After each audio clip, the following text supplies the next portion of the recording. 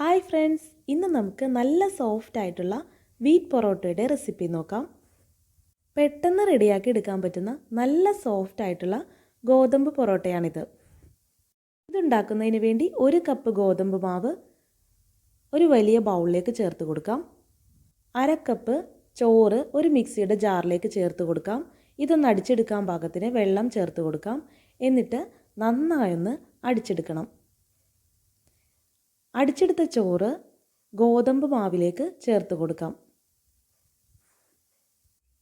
ഇതിലേക്ക് ആവശ്യത്തിന് ഉപ്പ് ചേർത്ത് ഇത് നന്നായൊന്ന് കുഴച്ചെടുക്കണം.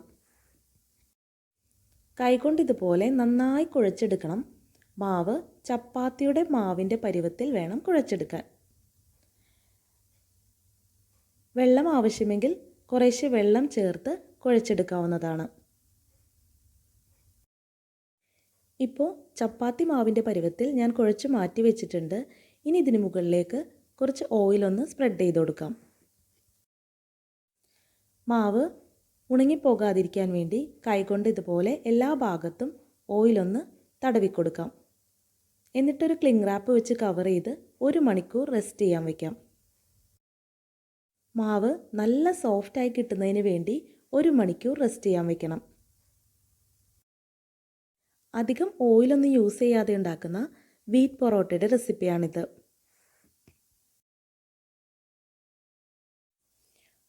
ഇപ്പോൾ 1 മണിക്കൂർ ആയിട്ടുണ്ട്. 1 മണിക്കൂർ ആയപ്പോൾ മാവ് നല്ല സോഫ്റ്റായിട്ട് കിട്ടിയിട്ടുണ്ട്. ഇനി ഇത് കൈകൊണ്ട് നന്നായി ഒന്ന് കുഴച്ചെടുത്ത ശേഷം ബോൾസ് ഉണ്ടാക്കാൻ തുടങ്ങാം. ഈ ഒരു മാവ് കൊണ്ട് ഏകദേശം 5 ബോൾസ് റെഡിയാക്കി എടുക്കാൻ പറ്റും. പൊറോട്ടക്ക് ഉണ്ടാക്കുന്ന പോലെ വലിയ ബോൾസ് അല്ല ഉണ്ടാക്കിയെടുക്കേണ്ടത്. ചപ്പാത്തിയുടെ പരുവത്തിൽ ബോൾസ് ഉണ്ടാക്കിയെടുത്താൽ മതിയാകും. ഇനി ഇതൊന്ന് ചപ്പാത്തി പലകയിൽ വെച്ച് ഒന്ന് പരത്തിയെടുക്കാം. ആദ്യം ഗോതമ്പ് പൊടി ഒന്ന് ഡസ്റ്റ് ചെയ്ത് കൊടുത്ത് വേണം ഇത് പരത്തിയെടുക്കാൻ. വട്ടത്തിലോ അല്ലെങ്കിൽ സ്ക്വയർ ഷേപ്പിലോ പരത്തിയെടുക്കാവുന്നതാണ്. നല്ല തിന്നായിട്ട് തന്നെ പരത്തിയെടുക്കണം. വീശിയടിക്കാതെ എളുപ്പത്തിൽ ഉണ്ടാക്കാൻ പറ്റിയ നല്ലൊരു ഗോതമ്പ് പൊറോട്ടയുടെ റെസിപ്പിയാണിത്. അധികം ഓയിലൊന്നും യൂസ് ചെയ്യാത്തത് കൊണ്ട് തന്നെ ഇത് നല്ല ഹെൽത്തി ആയിട്ടുള്ള റെസിപ്പി തന്നെയാണ്. ഇതുപോലെ വളരെ തിന്നായിട്ട് തന്നെ പരത്തിയെടുക്കണം. ഇങ്ങനെ ആദ്യം നല്ല തിന്നായിട്ട് പരത്തിയെടുത്ത ശേഷം ഇതിലേക്ക് ഓയിലൊന്ന് സ്പ്രെഡ് ചെയ്ത് കൊടുക്കാം. ഒരു ഭാഗത്ത് മാത്രം ഇതുപോലെ ഓയിൽ സ്പ്രെഡ് ചെയ്ത് കൊടുക്കാം. ഓയിൽ സ്പ്രെഡ് ചെയ്ത് കൊടുത്ത ശേഷം കുറച്ച് ഗോതമ്പ് പൊടി തൂവിക്കൊടുക്കാം.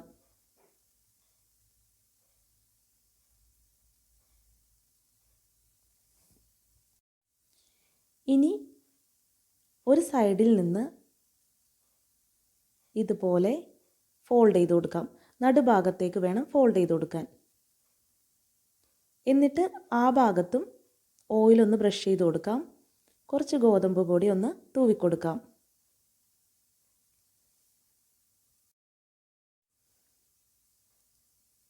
ഗോതമ്പ് പൊടി തൂവിക്കൊടുത്ത ശേഷം മറ്റേ ഭാഗത്ത് നിന്ന് നടുഭാഗത്തേക്ക് മടക്കി വയ്ക്കാം. ഇതുപോലെ മടക്കിയ ശേഷം വീണ്ടും മുകളിലായി ഓയിലൊന്ന് ബ്രഷ് ചെയ്ത് കൊടുക്കാം. കുറച്ച് ഗോതമ്പ് പൊടി ഒന്ന് സ്പ്രെഡ് ചെയ്ത് കൊടുക്കാം. ഇനി ഇതിൻ്റെ ഒരു സൈഡിൽ നിന്നും നടുഭാഗത്തേക്ക് ഫോൾഡ് ചെയ്ത് കൊടുക്കാം. എന്നിട്ട് അതിൻ്റെ മുകളിലായി വീണ്ടും ഓയിലൊന്ന് ബ്രഷ് ചെയ്ത് കൊടുക്കാം. ഗോതമ്പ് പൊടി ഒന്ന് തൂവിക്കൊടുക്കാം.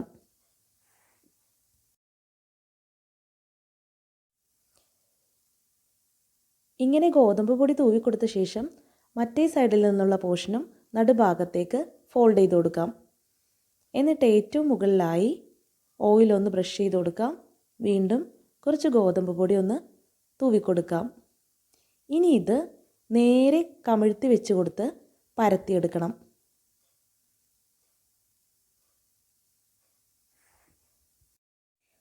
ഫോൾഡ് ചെയ്ത ഭാഗം മറിച്ചിട്ട് പരത്തിയെടുക്കാം.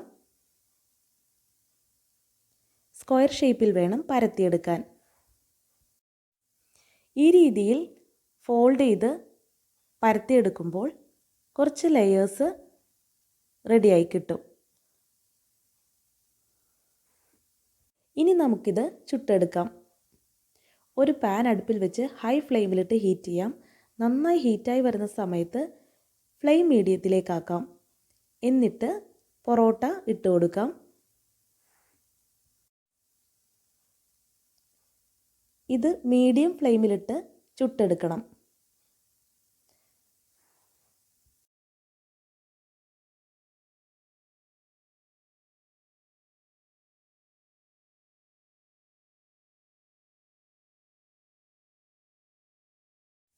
മുകൾ ഭാഗത്ത് ഇതുപോലെ നന്നായി എയർ ബബിൾസ് വന്നു കഴിയുമ്പോൾ നമുക്കിതൊന്ന് മറിച്ചിട്ട് കൊടുക്കാം. ഇതുപോലെ 2-3 തവണ തിരിച്ചും മറിച്ചിട്ട് നന്നായി കുക്ക് ചെയ്തെടുക്കണം. ഫ്ലെയിം എപ്പോഴും മീഡിയം ഫ്ലെയിമിലിട്ട് വേണം ഇതൊന്ന് കുക്ക് ചെയ്തെടുക്കാൻ. വീണ്ടും ഒന്ന് മറിച്ചിട്ട് കൊടുക്കാം.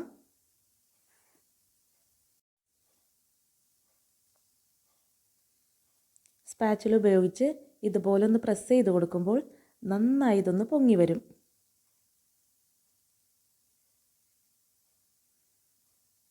ഉൾഭാഗം നന്നായി കുക്കായി കിട്ടും. ഇങ്ങനെ 2-3 തവണ തിരിച്ചും മറിച്ചിട്ട് നല്ല പെർഫെക്റ്റ് ആയിട്ട് കുക്കാക്കി എടുക്കണം. ചുട്ടെടുക്കുന്ന സമയത്ത് ഓയിൽ ഉപയോഗിക്കേണ്ട ആവശ്യമില്ല. ഓയിലില്ലാതെ തന്നെ നല്ല ഹെൽത്തി ആയിട്ട് ചുട്ടെടുക്കാൻ പറ്റും. ഇനി നമുക്കിതൊന്ന് ചൂടോടെ തന്നെ അടിച്ചെടുക്കാം. ഇപ്പോൾ ഞാൻ 5 പൊറോട്ടയും ഇതുപോലെ ചുട്ടെടുത്തിട്ടുണ്ട്. 5ഉം കൂടി നന്നായിട്ടൊന്ന് അടിച്ചെടുക്കാം. ഈ ഒരു രീതിയിൽ അടിച്ചെടുക്കുമ്പോൾ ഇതുപോലെ ലെയറുകൾ വിട്ട് കിട്ടും. നോർമൽ പൊറോട്ട പോലെ ചൂടാറിക്കഴിയുമ്പോൾ ഹാർഡായിട്ട് വരുന്ന രീതിയിലല്ല ഇത്. ചോറ് ചേർത്തത് കൊണ്ട് തന്നെ നല്ല സോഫ്റ്റ് ആയിട്ടുള്ള പൊറോട്ടയാണ് റെഡിയായി കിട്ടുന്നത്. കണ്ടോ, ഒരുപാട് ലെയേഴ്സൊക്കെ ഉള്ള നല്ലൊരു പൊറോട്ട റെഡിയായി കിട്ടിയിട്ടുണ്ട്.